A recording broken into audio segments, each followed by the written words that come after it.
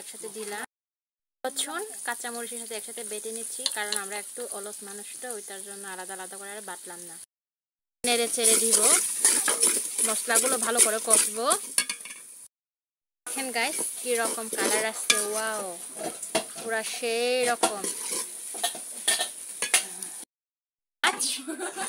মুরগি একটা আনছি, এটা হচ্ছে সবজি, আর এটা হচ্ছে বাস্ক্রোল।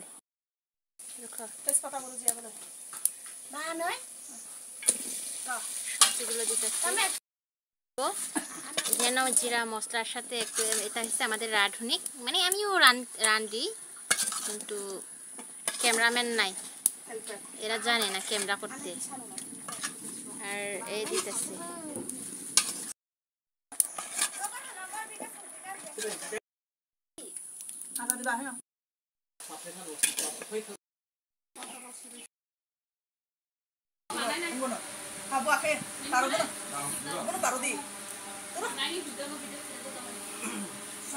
খাবারগুলো